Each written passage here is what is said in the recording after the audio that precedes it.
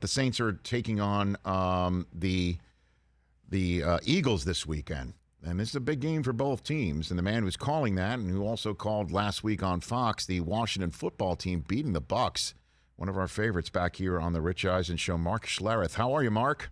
I'm doing good. You know what, Rich? You're 100% right. Here in Denver, they honored Mike Shanahan, put him in the Ring of Fame.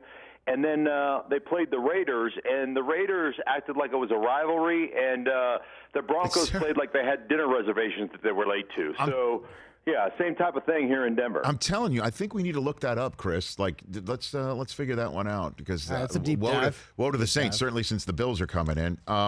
So, what did you learn watching the Bucs come off their bye week and get hit in the mouth by the Washington football team, Mark? Yeah, you know, it was really strange. I mean, first and foremost, they really put a tent kind of coverage-wise, Washington did, against the Bucs. They put a tent, and they basically said, you're going to throw it underneath.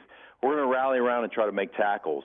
And it was interesting because Brady tried to involve the backs, and there must have been 6 drops in that game by running backs. So they were consistently behind the chains. They did get loose one time with a big play over the top to Mike Evans that Brady was exceptional in, but they were just out of sync. And of course, they didn't run the ball. I mean, it was always a 13-point, 7-point, 9-point, whatever it was game.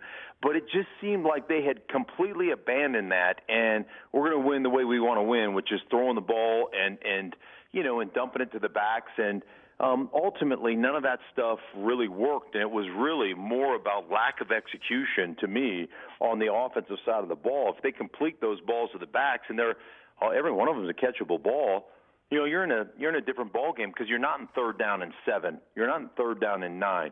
You're in 3rd down and 2, and you know that's a much better place to live, obviously, as an offense. So, but you know how we are in this NFL media world that the Bucs are in trouble. They've lost 2 around a bye right now, and the NFC's wide open, and it's anybody's to win. Do you believe that right now? No. Do I think they're in trouble? No, I mean, absolutely not. You know, they're a solid football team. They're playing great up front. Their O-line is a really good unit, one of the top units in football. And then when you just talk about pure talent, Rich, I mean, they are the most talented. When you look at Chris Godwin and Mike Evans and some of the secondary players they didn't even have. Obviously, Gronkowski coming, you know, he's got the rib injury, and Antonio Brown didn't play. This kid Johnson, Tyler Johnson, is playing really well. They've got a boatload of talent. They started, I think, 8 different corner combinations through their first 9 games. So they've been injured. They're going to get Murphy Bunting back. They're going to get Carlton Davis back. They're going to be loaded. They're just going to be absolutely loaded down the stretch run. So you hate losing games. I get that, but am I concerned that all of a sudden they're not going to be good anymore? They're not going to be a playoff contender or a Super Bowl contender? No, not at all. I think they're going to be great. So if you have to place the Schlereth mortgage in house on an NFC team to make the Super Bowl, which one would you do it on? Which one? Well, Green Bay. I think Green Bay is probably under the radar to some degree because I think their defense is playing so much better than anybody gives them credit for. It's hard to focus on anything other than, you know, Aaron Rodgers and the season that he has and the player that he is. But I think Green Bay is probably playing as well as anybody. But you know how this league is. I mean, if the last 2 weeks have told you anything, it is more week to week than it has ever been in any time I can remember. But I would probably, if I had a place a bet, I'd probably go Green Bay right now. Yeah, Dallas is, you know, it's amazing how you want to talk about week to week is. I mean, Dallas gets smoked by Denver and then does the deed itself to Atlanta, right? And then Denver itself goes from playing easily their best game of the Vic Fangio era, if you want to call it that, easily. And it's one of Bridgewater's best games that he's played, and I know that he subbed in for Breeze and played very well there too. But this is Teddy's virtuoso performance. And then he olays big play Slay the next week. How does something like that land in a locker room when you're watching back on film? Well, I mean, it's horrendous as a player, simply because, you know, especially the quarterback position, everybody on that team is taking shots for you, right? I mean, they're putting it on the line so that you can be as good as you can be, and you're doing anything you can do to keep people off your quarterback, and for your quarterback to basically just sidestep contact, to not make a play. That becomes one of those things where it becomes kind of independent contractor, and that's the best way to lose football games. When every guy is out there going, I'm playing for me. I'm not playing for us. This is not a we thing. This is a me thing. And when you get to that point as a football team, you'll never be any good. And now you look at the Broncos in general. Under Vic Fangio the last 2 years, 13 home games, 7 of them have been losses by double digits at home. You look at right now the Raiders. They were uncompetitive. In the end of the game, a guy they voted team captain before the season started, Cortland Sutton. End of the game, I think late third quarter, Teddy Bridgewater throws an interception, and it's being returned, and Cortland Sutton just walks off the field. Doesn't chase it. I mean, he's your team captain. And he just quit on that play. And then you get the same thing, Teddy Bridgewater, who you voted team captain, does the same thing on Darius Slay. Unacceptable. And that goes to culture. That goes to the head coach. I worked as a plumber's apprentice one summer when I was probably 17 years old. Mm-hmm. And I'm working, and this guy says to me, hey, man, I'm going to teach you everything you need to know about plumbing. And I basically have a shovel, and I'm digging a ditch down to the septic tank from this apartment complex we're building. And he said, and I'm like, okay, man, I'm going to get everything I need to know about plumbing right now. And he goes, okay, you ready? I said, yes. Yeah, I'm ready to take it all in, right, Rich? Mm-hmm. And he says, basically, I'll clean this up for the radio. Poop flows downhill. Make sure you've got gravity on that pipe you're digging. That 50 yards of dirt you're going to move. Make sure it's flowing downhill. That's all you need to know. And from an organizational standpoint, if your owner or your head coach doesn't establish and live a culture every single day, it's going to filter down to the players, and the players are going to take culture is built. It's the path of least resistance. And if you don't hold people accountable at the very top of your organization, how do you expect the people underneath you to hold themselves accountable? And it's unfortunate because that's not the Denver Broncos that I played for, and it's upsetting. I mean, Elway's the helicopter guy, right? I mean, for lack of a better phrase, right. He could you know what I mean? And he's got to be seeing this too. That's what I'm saying. That what do you do? I mean, this is a team that has an opportunity to make the playoffs this year, but I think you could already see that they still haven't found the answer at quarterback, right, for their future. Yeah, well, I mean, like Teddy Bridgewater is not the future quarterback of your organization. You just don't have him on your roster. Whoever that guy is, he's not part of your roster right now. So, but again, you can still do things the right way. No, I know that. So do you think you're one of the, if I'm not mistaken, you sent some serious alarm bells on draft night, Mark, on your Twitter feed. Is Deshaun Watson still or Rodgers still a possibility here in Denver? Do you think? Oh, I don't think there's any question if those guys became available that new general manager George Payton would be, first in line to see what he could come up with. And that's part of moving Von Miller and getting a third and a second, and doing some of the deals that he has done here in this season to try to get as much draft capital as possible.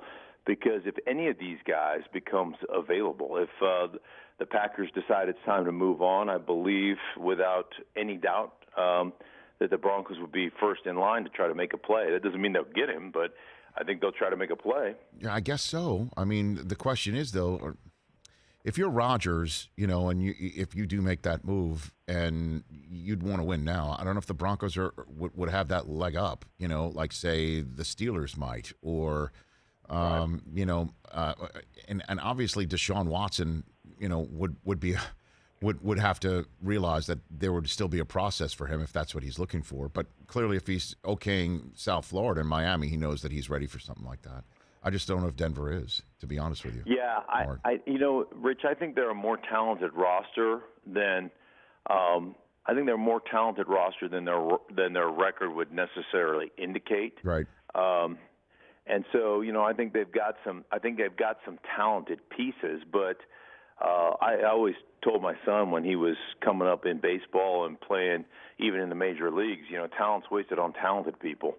And it's so much more than talent. It requires so much more. Talent it's really nice to have, but talent, if you don't have the work ethic and you don't have the desire and you don't have the all the other intangible aspects to it, talent really doesn't mean anything. A few more minutes left here with Mark Schlereth. You got Saints-Eagles this week. You had, as I mentioned, Bucs Washington football team last week. The best team you've seen with your own two eyes going around the country for Fox this year so far has been which team, Mark? Ooh, that's a loaded question because I've seen different. I think the Saints defense is incredible. Obviously, offensively, they have to win the way they have to win. They've got to manage Trevor Siemian. They've got to, their receiving core isn't what it once was. So that's really hard. Baltimore did a Baltimore game.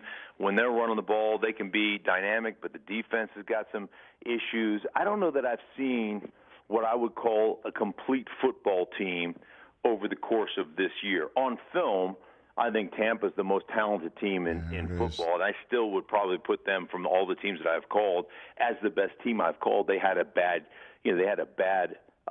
result in the game that I called, but I still think they're just studying film and going back 3 games and really digging in. And then the game I called, I think they're, the most talented team that I've called. What about the AFC then? Which one do you think has got the best shot here? Tennessee, a game and a half in front of the Ravens right now. What do you think in the AFC? Tennessee is interesting, and this is part of the. I think this is for me the part of the problem with the NFL right now is many teams don't have identities, and that's what I love about the Tennessee Titans. They know who they are, and they play to that strength. Like there's nothing better than I'll reminisce back to my playing days in Denver. If we got in a second down and short situation and I'm sitting in the huddle, I'm standing in the huddle waiting, I know without question what plays are getting called. We're either running 18-19 handoff, 14-15 handoff, or QB sneak, 100%. Because we're going to churn. We're going to churn first downs.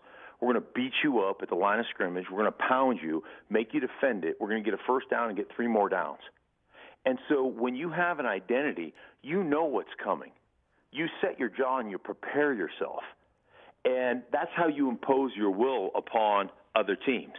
You know what you're good at, and it's very much like Global Gym. We're better than you, and we know it. And here we come. And that's Tennessee to me. They know what they are, right? There's not one guy on that team that questions what the philosophy is, what the identity is. They know what they're going to do. And there's not only can you execute it because it's what you do all the time, right? So you're going to be better at executing it, but there is a comfort in knowing what you are.